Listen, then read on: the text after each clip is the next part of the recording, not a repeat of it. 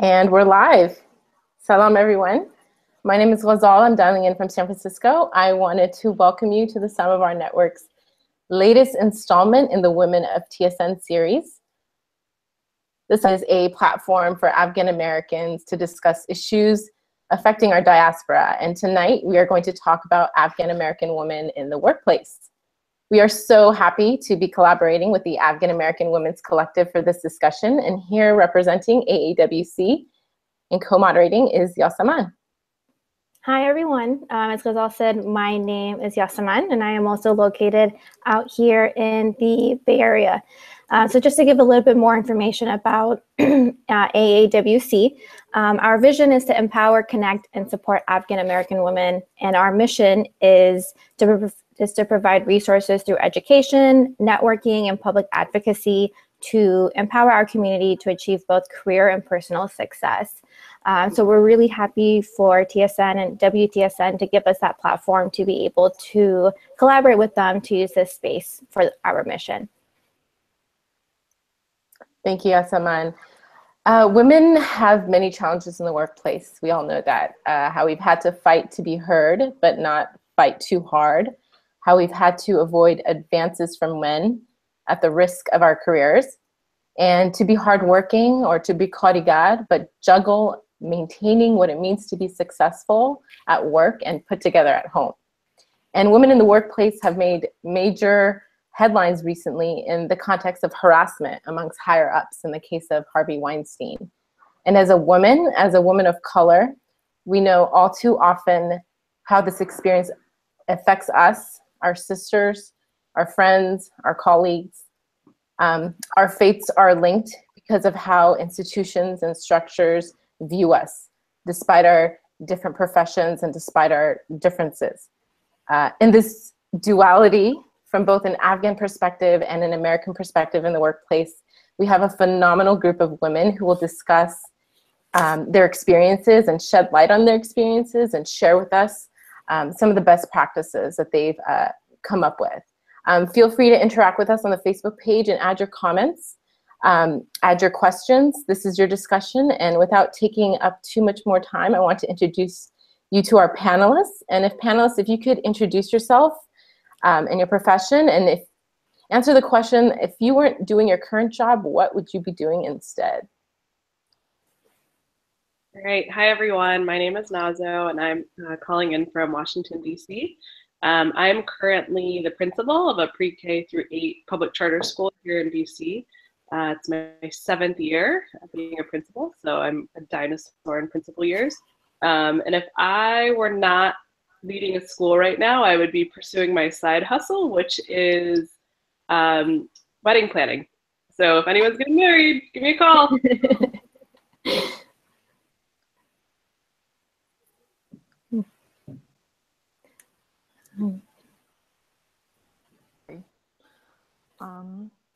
Hi everyone, my name is Diana Haya and I'm a technology consultant at Accenture. I've been in technology for over 10 years, and of my industry that puts me in one of the rarities because the quit rate for women is close to 65%, and I really need more women to join technology because we went from 36% high to 25% now. So it's not a very good statistic to have. In terms of what I would like to be doing, unfortunately, it would be something that's not in technology. I would like to go into art conservation. Hi, I'm Samaya. I'm from LA, or currently living in LA, grew up in San Diego. I'm a process improvement analyst for, that's a mouthful, for US Bank. I work in mortgage servicing. If I wasn't doing this, I mean, my plan since I was like, I don't know, like 5 or 6, was that I'm going to grow up to be this amazing fashion designer. So if I weren't doing this, I would be doing something with fashion. Hi, everyone. I'm Hawa, and I am currently in New York. I'm a freelance creative director and strategist. I work across fashion, tech, and media. And right now I'm working permalance for Viacom. And I also freelance outside of that with a lot of fashion clients working on campaigns from photo and video, art directing, designing, and then like doing strategy for startups. And a lot of my work that I'm super passionate about is grounded in a side project called Brown Tourage. And I'm really passionate about diversity and the conscious consumption of culture and media. So that's me. Hello again, Yasaman. So I work in marketing at a tech company here in Silicon Valley, and originally I thought that if I wasn't in marketing and tech, I'd want to be something in computer science because I work with a lot of them and I see their lifestyles. However, I totally forgot that growing up I wanted to be a nurse. So if I could go back in time and change my career, it would be nursing. But yeah, so thank you everyone for your intros. Please check out the Facebook discussion pages if you guys want to learn more about them. Each of these women here are super extraordinary, so please get to know them a little bit more. So jumping into our discussion questions, based on everything that everyone has said so far, as you can tell, we're all in different industries, whether it's banking, education, government, tech, or whatnot. So what are the women/people of color demographics in your particular industries? So I'm in a pretty unique industry in that education is very female heavy. In fact, so I work for a network of 6 schools and all 6 leaders are women, and 5 out of the 6 are women of color. So it's pretty interesting that that I'm in that unique situation. Although if you then compare me to other leaders like CEOs and CAOs of schools, those tend to be men. Interesting. Yeah.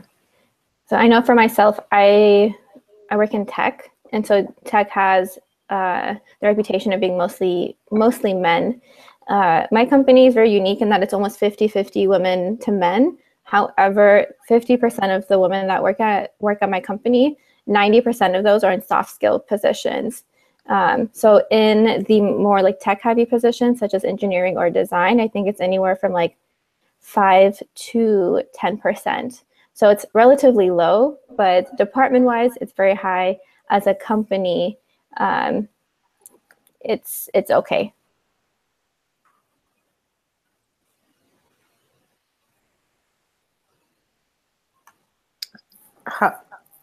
How is it in the film industry? I can only imagine that you know, you're surrounded by an interesting and diverse group of people. Do you mind sharing that with us? Yeah, so I work across several different industries, but most recently, I would say I've been involved in fashion really heavy. And what's interesting about the fashion industry is it's about 80% women, but that statistic is rooted again like in the factory workers, the models, the talent. In terms of people who own or have ownership within the fashion industry, there are probably 5 males, white males, that own the entire like billion-trillion-dollar industry. So that's something that skews statistics a little bit. In media, same thing. I work for a giant corporation, and but there are diversity initiatives that exist there. And my director who brought me on told me in my very first meeting, he specifically wanted to hire a woman of color for my role. And so that is something that they are actively looking to change. But the stats are still staggering with the lack of representation, particularly in roles of leadership, the executive roles, C-suites. It's very, very male and white male heavy. And so, Nazo, you mentioned that you were in education, and do you feel that you are in a field that is different than what's typically expected in the Afghan community? I know we hear the common, the big three, what is it? Doctor, engineer, lawyer, right? That's the big three for the professions we should pursue. Do you feel any pressure, or have you? Yeah, I mean, I think education is a field that is revered by Afghans in terms of being a teacher, but not in a leadership capacity, right? So the fact that I run a school is very different than being a teacher. Like, several of our aunts were teachers, and that's likes to tell me that. But then to be a boss lady and order people around is very different. And it's also at a sacrifice for personal life things. Like, I have a ridiculous work schedule, and so that means very different things for what my free time looks like. Yeah, I am interested. Oh, go ahead. I was just saying you can't make all the monies, but go, I'm sure you have the mail say yes. No, that's very important too. I was going to say I'd be interested in like Hawa, Diana, and Samaya. And so I am in marketing, and I have an inside joke with my parents in that they have no idea what that means. And so I've been working at this company for 4 years, and every time I go home, my dad's like, I have no idea what you're doing, but you seem to be okay. So I wonder if, because it doesn't fall in like the three, like those three big positions or whatnot. So I wonder if you guys deal with any of that. Yeah, so it's always a challenge for me, whether I'm explaining it to Afghan or non-Afghan. Sometimes it's more difficult explaining it to a non-Afghan. Because if I say I work for a bank, they assume I'm a bank teller, and then they ask me questions about their accounts, and I'm like, no, I actually don't work inside of a bank. If I say I'm a process improvement analyst, they just give me a blank stare. Like, what does that even mean? Like for example, my mom, she never asks me about work. She just has no clue, like, what I do, you know? And you know, so, and then after a lengthy conversation, when people like understand, okay, I'm in mortgage servicing, what does that mean?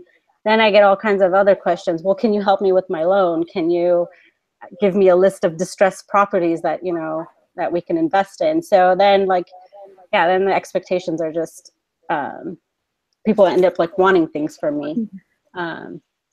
So yeah.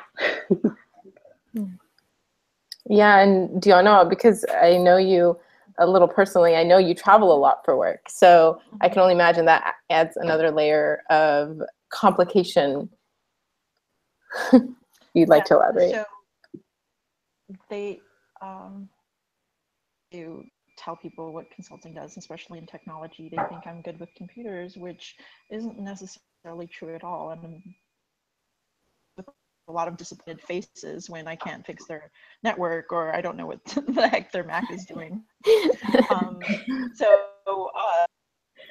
My mother, I was taking a conference call here at home, and my mother could overhear what I was saying, and she kind of is getting it. She knows that I talk a lot, which is different from what she thought I was doing. But in terms of the travel, it is very hard to explain to people that I'm not going to be here, and that you know, and you know, interesting because they're very supportive because they think it's somewhat glamorous, but little do they know how often I'm in sweats and a t-shirt waiting for my airplane to land or to take off, or some various unglamorous. I try to keep people involved, and I try to keep them very very update what I'm doing, so hopefully that helps dispel some myths. Yeah, for me, my mom still thinks I'm a photographer. She's like, oh, you're a photographer. And I'm like, yeah, sure. But about like 5 or 6 years ago now, I was doing a lot of nightlife photography in the San Francisco Bay Area, where I was living after college at Berkeley, just to make some extra money on the side. And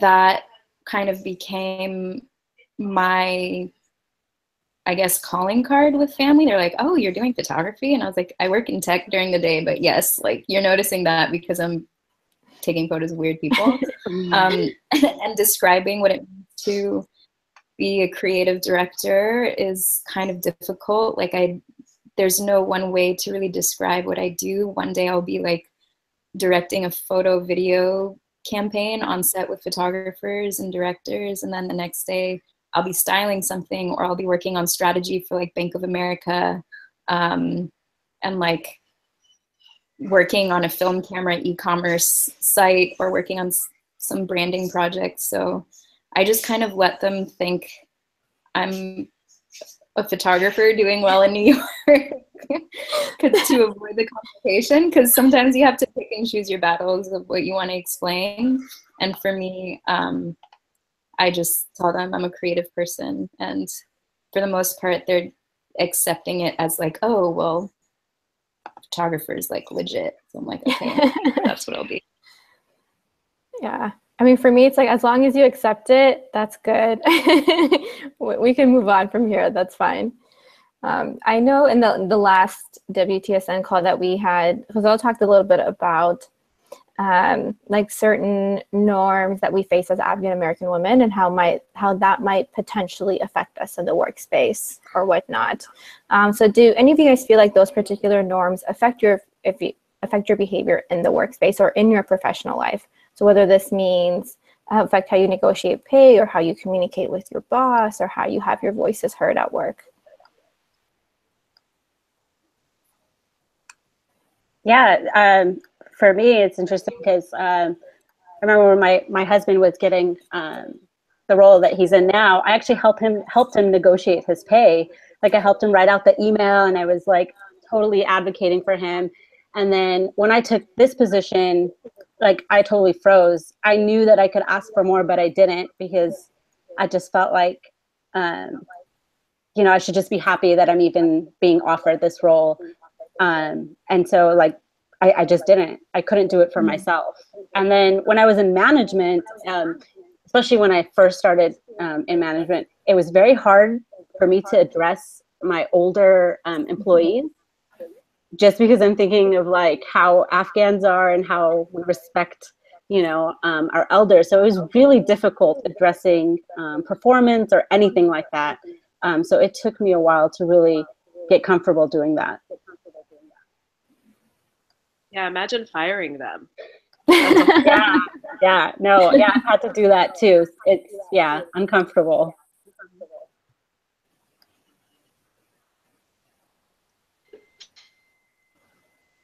Yeah, on that same note, I hope everybody can hear me a little bit better. I'm trying to hold the mic up. That Samaya had just mentioned. I learned early on in my career this differential treatment that we have for elders is really quite negative in how we find mentors and we develop those types of networks, because in college, for example, my professors would say, oh, just call me Mike, or just call me Barb, or whatever. And it would be weird for me to do that, because, these are elders, and and so you create an artificial distance. So, and I honestly, we don't, as society, we don't talk to our elders the same way that other people would always keep them at distance. They weren't friends. They weren't people that everything's just fine. So yeah, it was very, I just felt like it, especially early on again, it created an artificial distance that really hurt me early on in my career, in not finding those mentors and not finding those allies within industry. I am so glad that you brought up mentors, Diana, because for myself, in my last in-house role at a fashion company in San Francisco, I had a mentor in my creative director. At least I thought that, because she was older. She was my direct report. I thought that I had to look up to her. I had to learn from her, but it was actually a very mentally and emotionally abusive situation. Like, she really made me feel bad about myself, that I was constantly doing stuff wrong, and that if there was anything wrong in a dynamic between me and especially a male counterpart at work, I had to fix something in order for the situation to get better. And I think there's something to be said in terms of, like, you know, while there's so many great and beautiful things about our culture, there also is this sense of, you know, women not being good enough, and us not really being taught how to look for, like, these qualities that are nurturing and uplifting in our elders. Like, we constantly get told, like, we're fat, or we're not speaking Farsi well enough, or something. It's always what we aren't doing well enough, you know? And so I've been lucky enough to do a lot of hard work to understand that those dynamics aren't healthy. And I'm happy that, like, I have recently found mentors who are more positive, but yeah, that's huge. Mm-hmm. Yeah, going off of the mentor discussion, something I've noticed, and I think this stems from the way I interact with elders, is like you don't ask. And I think that's can be negative in a mentor relationship, and you're supposed to ask.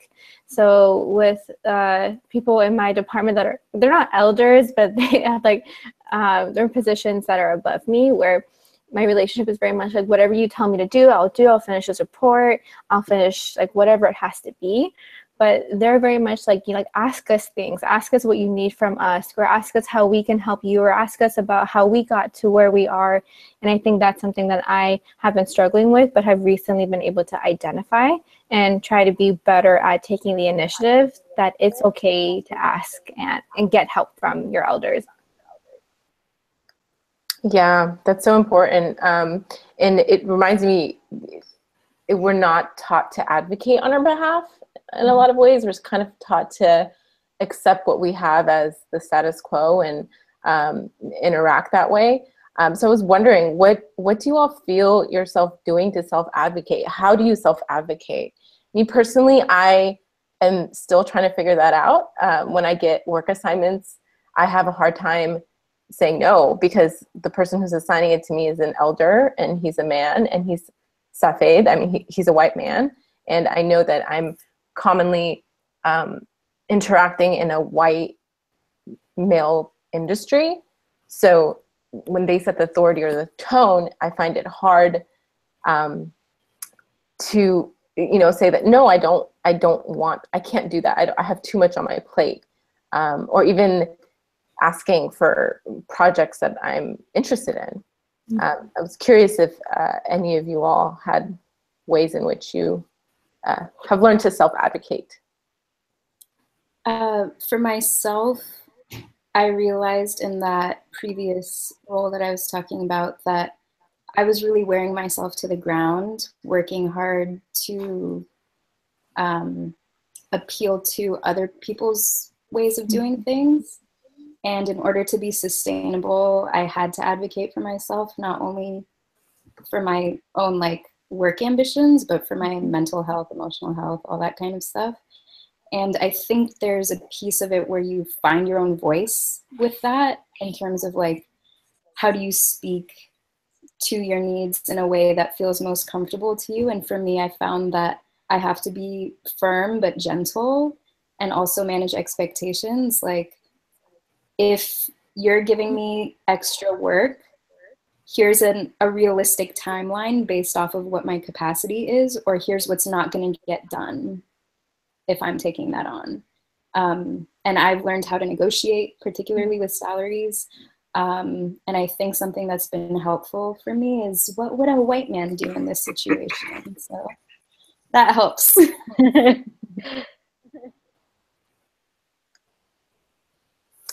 Gianna, do you have something to add? Yeah, so part of that is, you know, I think to a certain extent, a lot of people have an imposter syndrome, where they think that they didn't get where they are because they deserve it. For me, it was reframing that for myself and saying, no, must have seen something, like, and I deserve to be here because frankly, I am here, you know? So I kind of changing my own mindset about what I deserve and what I don't deserve and what I do know and what I don't know. Because I do have the ability to contend, because I am obviously a contender. So that really helped a lot. Also to try to, I've started to say no more, but I've also started to ask why more. And why am I doing this? Why are you expecting this? And I think that really, especially right now, has made a huge difference in terms of how manage, because I have a better sense. I think when I wasn't asking why, I was just being a peon. But when I'm asking why, I'm understanding the managerial processes, the business processes behind it, and I'm also owning that piece of it.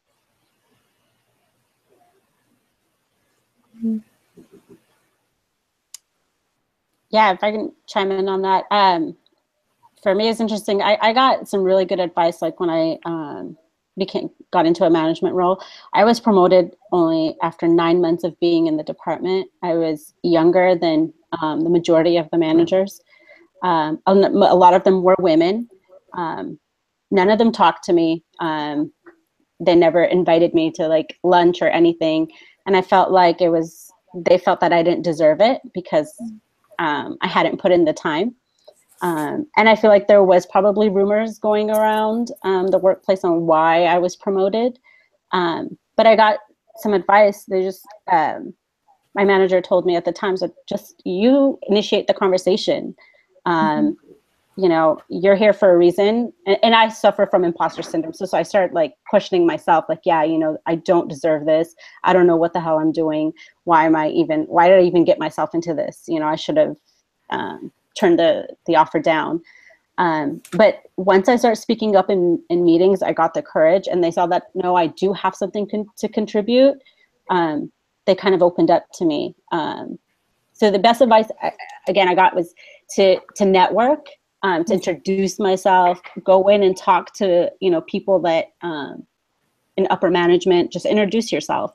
And it's not really, and I used to feel like, oh, it's like, I don't want to, you know, I don't want to get into like brown nosing or anything like that, but it's really not. It's just, you know, letting people know that you're there and just, you know, creating a relationship, and that's okay. I agree. It's networking. Yeah. I need networking. I'm a natural introvert, so Yeah. yeah. You should come up with a support group for us. You should. Afterwards, I always feel so exhausted and so tired. But I mean, the thing is, relationship building in a professional setting is so important. And it's like something that I feel like was never taught in college. And like you go through 4 years of like rigorous school, and no one tells you how important it is to connect with others and to network. And I know for myself at work, like that's something that sometimes I struggle with, is how do I build those relationships with people at work? Like, do I just go and like talk to them about their day or about their kids? Like, how do you start those conversations where you're able to create meaningful relationships with people? So do any of you guys feel like, any of you guys see a difference between the way you guys try to build relationships with people, like as an Afghan-American woman with your coworkers versus, let's say, like your white female counterparts? I'll jump in. Yeah. This hits really close to home for me because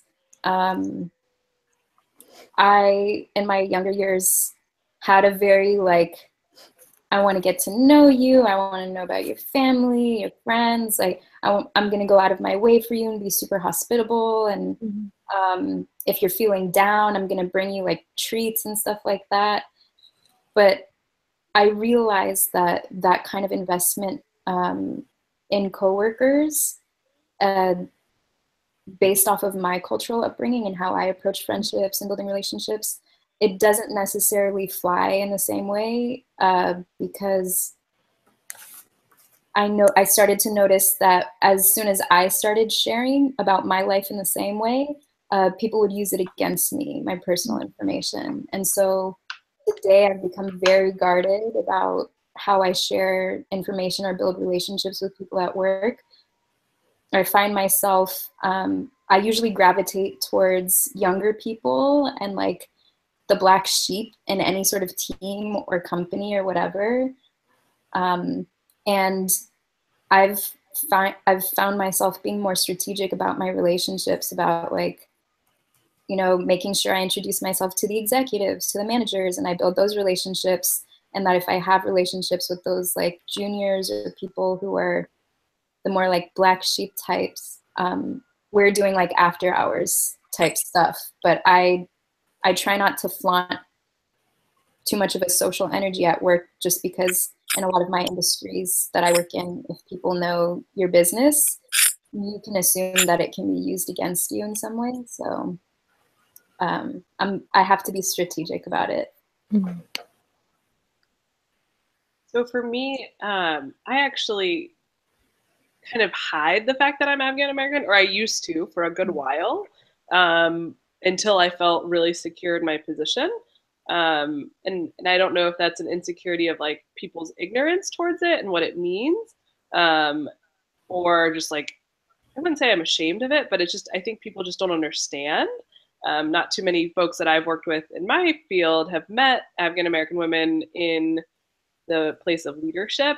So I actually don't really open up about it until we have a strong relationship.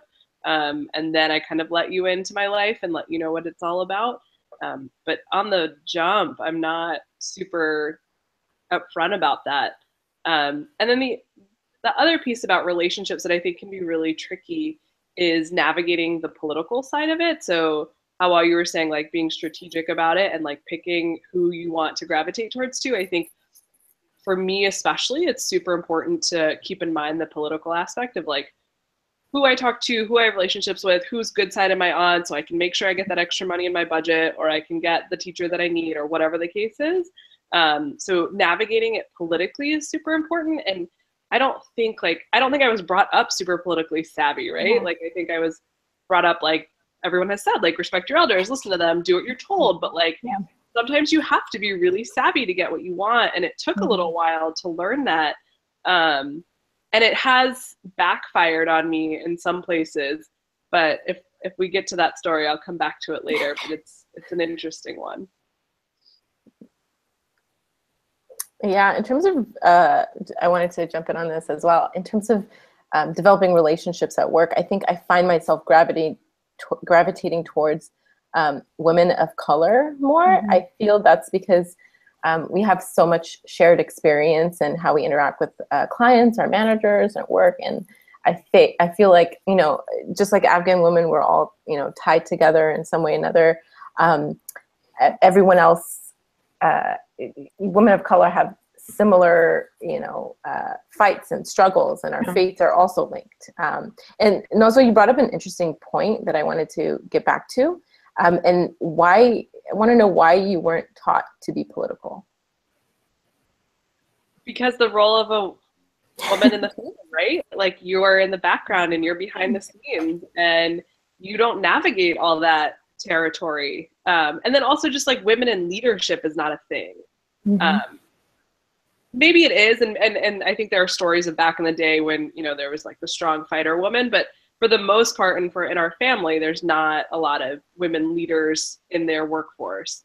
And so you didn't need to be political. Mm-hmm. That was the man's job, and he navigated the business deals or whatever. And that sounds super archaic and traditional, but it's very different when you get into the workplace and you have to be able to do that. Yeah, I think. Sorry. Yeah. Yeah, go ahead. I also want to touch on the idea that we're also a tribal and communal peoples, and that I think for us there probably wasn't a necessity to be political because we're all like about the group vibes. But I think in the Western world, particularly under capitalism and the sense of individuality, people are really out for themselves. And so just to play devil's advocate there, I think there's also this element of just never thinking to be political in any way, because we are so communal, we are so like team oriented, and egos for us take a back seat to the wellness of the collective. Yeah. Yeah. Diana, did you want to chime in? Yeah, so somewhat springboarding off of what everybody else has said too, when I first started working, I actually, I didn't really interact very well with other people, primarily because I've been so within my own family, within my own community, but also because there was a huge factor that I was working with primarily men. And I didn't socialize with men, you know, I didn't socialize with men that were not in my family. And for entire workforce, when the majority workforce is men, that's really hard to avoid. I didn't realize what an impact it was having on me until one of my managers said, you know, your voice changes when you're talking to one of the guys. And I realized I was having anxiety attacks because it had been so much a part of my psyche that, and this was something that I had to overcome, but for the longest time, I actually got written up for not being nice. I'm the nicest person ever. You are. You totally are. You know, I made a concerted effort to say hello, to try to engage in people and with people, and also did find myself gravitating to those men in my teams that were also minorities, and so that really helped quite a lot. Gianna, I wanted to jump in. Did any of the men get written up for not being nice? Is that expected of us? No. I think it was expected simply because, yeah, they never did. But, you know, I think they had a much easier camaraderie than it was for me to have that with them. Yeah, I think I read something recently about how expectation lies on the females at work to play that role, to be the nice ones. Yeah. Like the women are the ones that are supposed to keep everything calm, keep everything collected. So if for whatever reason you somehow negatively affect that, or you don't keep the peace in any way, shape, or form, it falls on the women's shoulders.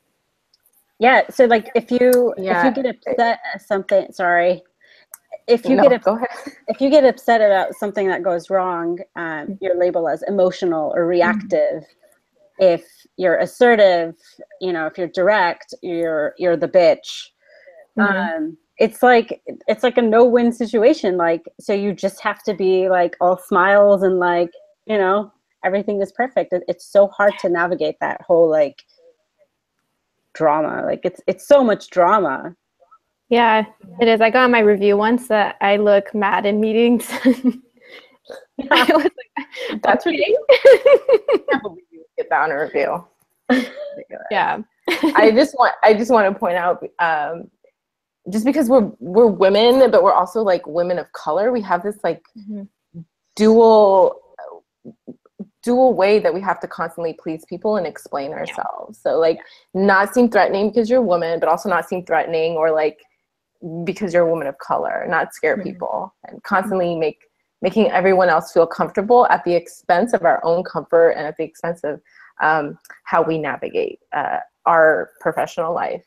So that kind of leads me on into the second question. Do any of you feel you guys have upper management support in your efforts as being a woman in your industry? Are there any initiatives? Are there any programs at your workplace? I would say, I know in terms of my manager and his manager, like I actually have a lot of support at work as like being an Afghan-American, a female. Like I said, I work on a team where it's all women except for them. So there's almost like this, it's a very unique situation where as part of them doing well in their work means making sure that they take care of their employees. And when 100% of your employees are all women, there's like a need there to make sure that they're taken care of in the way that they think that is necessary. But I know like my manager has been supportive with me attending like women's events, and the company will cover it. Like he knows about AAWC, and he's like super supportive about it and whatnot. But I do think it stems from the fact that I work in a department that's very female driven, and there's a different type of understanding and kind of openness to the women on the team being open about their struggles in a way that I don't know would be the case if it's on a team that maybe it's more male dominated, or even if I just didn't have this manager and it was someone else. So it could just be that I got lucky with a good manager.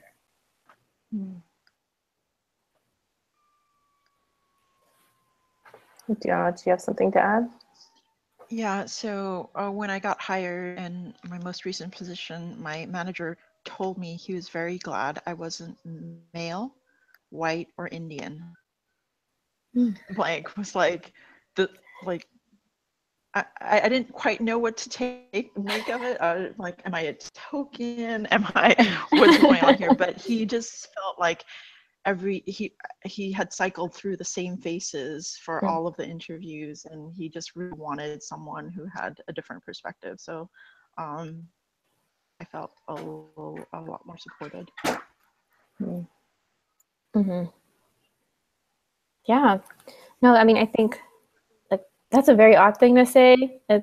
I'm sure he was trying to be nice, but man, sometimes people just don't know how to phrase things or maybe just not say things. But we've been talking a lot over the past few minutes about the challenges that we have been facing, whether it's about speaking up for ourselves or whether it's management or whatnot. But what do you guys think has been the biggest challenge that you faced as a woman of color in your workplace? I can jump in just because I recently had this experience. I was sitting in a meeting and my male colleague was with me, and he did not research the project in the way that I did because he was informed of the meeting last minute. So I did all the research. I looked up all the requirements. I sat in a meeting, and the meeting was with two external facing clients who were both white men, but they were interacting with him the entire time. I did all the work, but they were interacting with him. So I was kind of sitting there almost, I felt as if I was a secretary there to take his notes or there to, you know, just listen and, you know, just maybe I was being someone who was being trained. But the fact that I wasn't taken seriously is something that I constantly struggle with at work. Howard, do you have something to add? Yeah, so I think the most challenging thing for me has been something of like a double consciousness or even a triple consciousness, so to speak, in terms of, I talk about being strategic and all this stuff. There are just so many layers that I, as a woman of color, have to navigate in the workforce. And I call it invisible labor. It's like, it's not just me doing my job, but it's me figuring out how to do my job best, knowing that I'm walking into hurdles like up front constantly that other people don't even see. They don't know that I'm thinking about when I should speak up, what my tone of voice should be, my reactions, because I can have resting bitch face. Like I try and smile and it's very unnatural and like, respond positively and all that kind of stuff.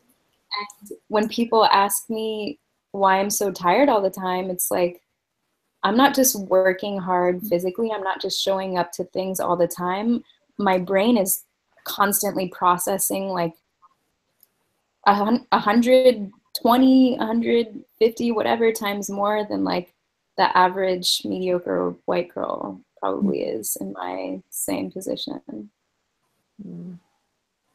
Similarly, I think to what Ghazal and Awal were saying, that this like demeaning of women is really, really rampant in the workforce. And so for me, one of the biggest challenges that I've encountered is justifying my merit and my worth at work, particularly as a couple of years ago, there was a awful rumor going around about me that the only reason I still had my job was because I was sleeping with the CEO of our schools.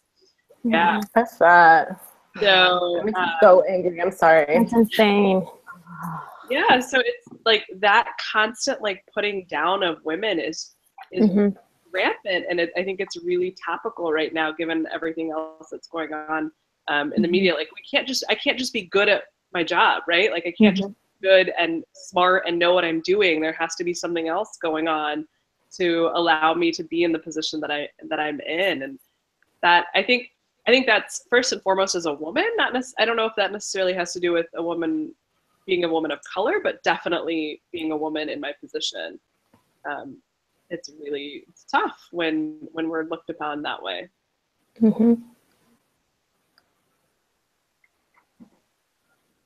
Somebody had something to add? Yeah. Sorry, that's so like triggering to hear that. Yeah, I mean, I just feel like that my biggest struggle is that there's no room to make mistakes. There's no room for like turning in mediocre work. Like it's just, I can't like do that. And it's like, I have really bad imposter syndrome. So I just like I give myself anxiety when I'm like, oh, this is terrible. Like, I don't even know, like it's just so bad. And then I get this positive feedback and then I talk myself down. But yeah, just having no room for like mediocre work, and also navigating like my Muslim identity. Like, I identify Muslim. I'm not practicing, but when asked. But like if we go out to work, especially in this position that I'm in now, when I travel, I get travel to Kentucky a lot, Owensboro, Kentucky, population 60,000, where it's mostly white people and a couple and horses. And you'll see a few Black people. Like there's no brown people there, like none. But people will tell me, oh, your name, it's so interesting. And it's not even like, because in LA, people's like, oh, your name is so interesting. It's so unique. But there it's like, oh, it's different. Like we don't, I don't know if we really like that. And then the bacon jokes. When we go out to eat and I say, no bacon, they're like, well, why don't you eat bacon? Like, what's wrong with you? Don't you know it's like good? I'm like, I just grew up, and I don't want to explain that I'm Muslim and I grew up not. I just like, it's just, I just don't like it.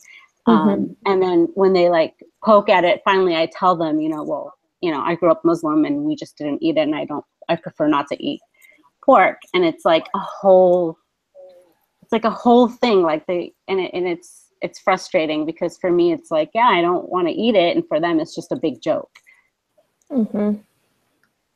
Yeah, that's so insane that people like would make jokes about you, the fact that you can't eat bacon. Yeah. Like, that's so rude. Yeah.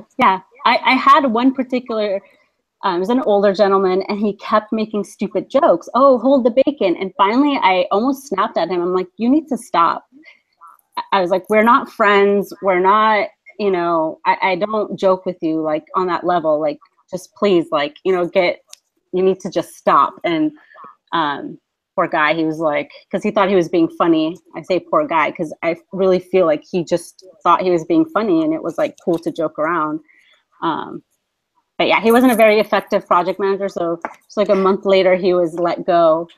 But yeah, it was really uncomfortable. It's just bacon. Sorry.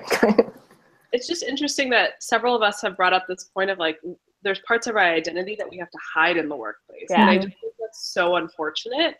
And I wonder if men have the same issue. I don't know, but it's really sad that like you couldn't just outright say I'm Muslim, I don't eat bacon, like, or that I can't just say like I'm an Afghan-American woman, like here I am. It's like that's really disheartening, and I wish that we could start to change that. I think it was also the setting, right? Because in LA, it's like I would totally be comfortable, because it's more diverse. But in Kentucky, I was just not comfortable talking about that. Yeah, and I was gonna say for myself and my particular work right now, like the biggest challenge that I'm facing is, and I think this is kind of like a mashup of everything that we talked about so far, is like my ability to be able to speak up for myself, and how I feel so guilty about it, and I have a hard time understanding why. Like, I know if I am putting myself out there to start a project or to talk about my accomplishments, like, I deserve to mention it. I deserve to put myself out there. But I think there's a part of our culture that's about like humility and being humble that clashes with how you move up in a corporate culture. Like, if you don't advocate for yourself, then who is? If you're not going to talk about your accomplishments, then who is? So for me, it's like, well, you would hope that like you would move up based on your merit, but that's so not the case. And so learning to be able to speak up for myself and not let, whether it's like my cultural norms that get in the place, or the fact that I'm also like I'm more like introverted at work, or just in general as well, and trying to find ways to be able to overcome that and be able to like accomplish whatever it is that I have to do. So yeah. Thanks for sharing, Someone. I wanted to go on to the next question because it's super important, and I feel like it kind of ties in a lot of some of the lessons we've learned. I want to know from each of you, actually, what advice do you have for any young Afghan-American females regarding pressures to pick certain career paths based on family input, or how you've managed to navigate your career so far in the face of the pressures of being Afghan-American and making it to all the Maimonis and Khatams and stuff that we're supposed to go to, but our brothers don't have to go to. I hope my brothers are listening. That's why this is a shout out to them. Does anybody want to go for that? How, I think you had something to say about that? Putting you on the spot. I wanted to go last because I have so much to say about that. So just because I have chosen a creative career path, and that's something that's like super, super taboo. And I think this relates to what I would have also told myself 10 years ago, is to accept now that you're going to disappoint people. And whether that's your own family, it's going to be your friends, it's going to be people that you love and care about. Accept that and know how to be graceful in the face of that, and how to be true to yourself in the face of that. A moment where I thought I was going to be a lawyer, or I thought I was going to be a surgeon, and I tried all those paths out and something wasn't sticking for me, and I kept coming back to being young and growing up and my father putting a camera in my hands and like taking me to his art classes, and like my daycare was in the basement of a gallery outside of DC. And so like for me, it's like, yo, you guys set me up for this. Like, you can't expect that I'm not going to go down this path. But, you know, I tried to appease them in the ways that I could in my internships as young as possible, where I didn't feel like where I had that room to grow and figure things out. But as soon as it came down to the wire in terms of like putting in motion my career path and being true to my ambitions, I had to choose something that was unsavory for the family. So I can't tell you enough how important it is to be true to yourself, because you're stuck with that for the rest of your life. And like, I didn't share an alternative career that I'd want to be doing, or industry, because I'm doing exactly what I want to be doing. I'm super excited that like, out of all of the projects that I have, like I get excited to work on them. I might be overwhelmed with the amount of work, but I just feel so happy. And like, I advise cousins all the time who are like, hey, I'm super happy working at eBay, doing checkout flow user experience. And I'm like, that's a specific job you get a salary for?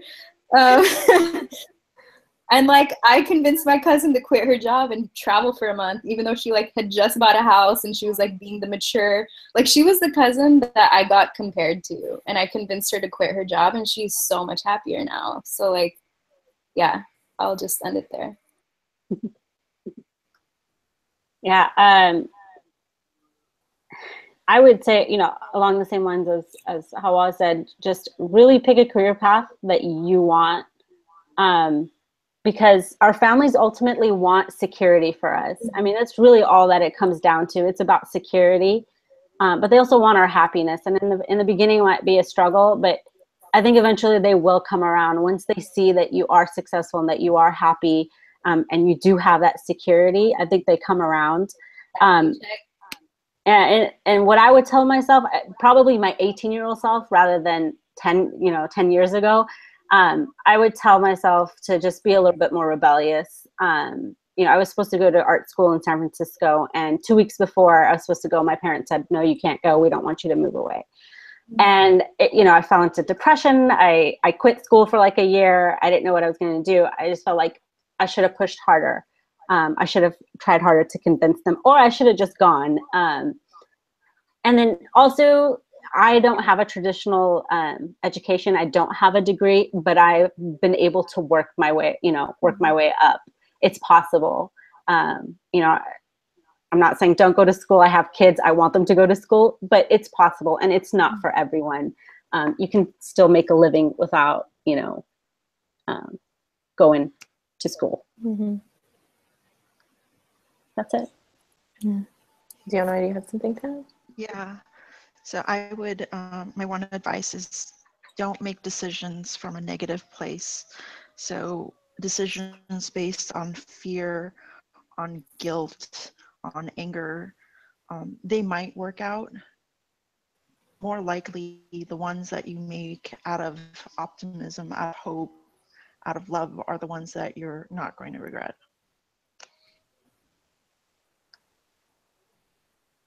So my advice to myself 10 years ago would be don't go to law school, because that's what I thought I was going to do.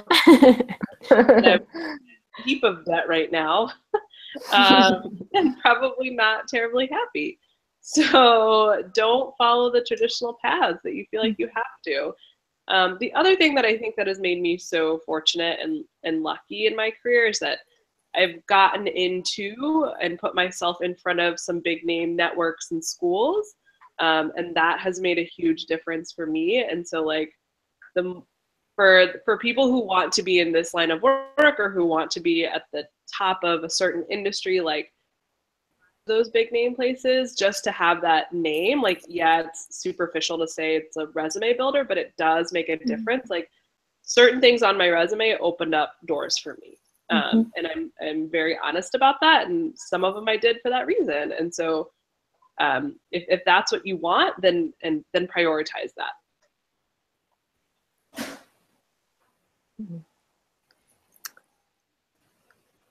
So I guess we have a question from online. Sajja off of Facebook has asked how women of color deal with female rivalry at work. I don't want to end on a bad note, because I know this is a very real issue. But if anyone has any sort of tips or anything you want to add and help Sajja hopefully overcome, yeah. Add in. I have so much to say about this. Yeah. I'll go first really quick. Mine's not that long. So, I mean, it's such an honest question, and I really appreciate her asking this. My biggest learning is like, it sounds so mean, but if you have to be selfish, be selfish. Like, I think that is the biggest thing I've learned in the workspace is like, I think as Afghan women, we take care of other people. And it's so important to take care of yourself, because everyone else you're working with is taking care of themselves, and you usually don't find out until someone else got that role that you were fighting for. I mean, I'm sure there's multiple answers to this question, but I think in the experience that I've had so far is put yourself first and don't feel guilty about it, because so everyone else is putting themselves first too. Haters gonna hate. Literally. I wanted to add, based off of my personal experience with like legit and manipulative female rivalries at work, a few years ago, I kind of just learned to like stay quiet and kind of stay out of it. And like, I mean, in order to prepare yourself, like, this is why I don't get personal with people, why I don't share too much about my life. I don't even share my age with people at work.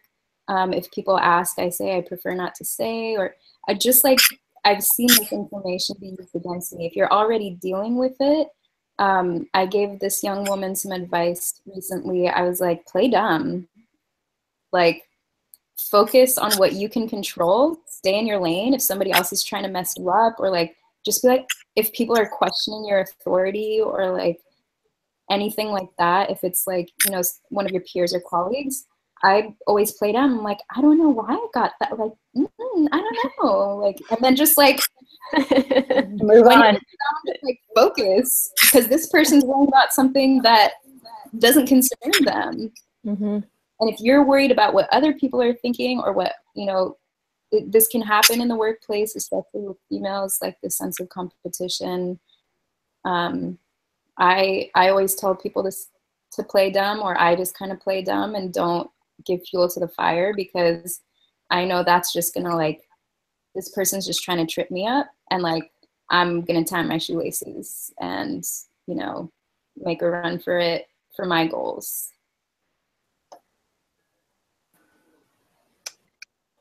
Just really quick, I think it comes from a place that, because as women, we are always having to work harder than our male counterparts, that there will be those women who feel threatened, you know, their security, their job security, especially if they see somebody doing it. So it's really like a survival thing, right? It's like, so, I mean, I think for me, just coming from a place of empathy has worked for me, where I've seen women kind of be, I'm just nice to them, and then they're just like, whoa. So just, you know, keeping that in mind, that, you know, we do have to work harder than our male counterparts, and, you know. So thank you all. And to add on a positive note, you know, there are always going to be haters, right? We all have that experiences, but ultimately, on a positive note, ultimately, we are all linked as Afghan women. We're all linked as women. We're linked as women of color. I feel very linked to my Mexican, my Black, my you know, Guatemalan coworkers, and it's because we share similar fates. We share similar challenges in the workplace. And with that, I wanted to thank all of you for sticking around with us and processing with us. And if you have more to say, the discussion is not over. You can continue the discussion on the Facebook page or on the Facebook event page and give us your thoughts and opinions. Yasaman, do you have anything else to add? Yeah, I just want to say thank you, everyone, for watching. Thank you, WTSN, for allowing this collaboration. And I'm super excited to see if anything else comes future from this. And hopefully people got some tips and suggestions that they can apply to their own lives as well. Thank you for watching us, and we will see you all soon. Bye. Thank you. Bye. Bye.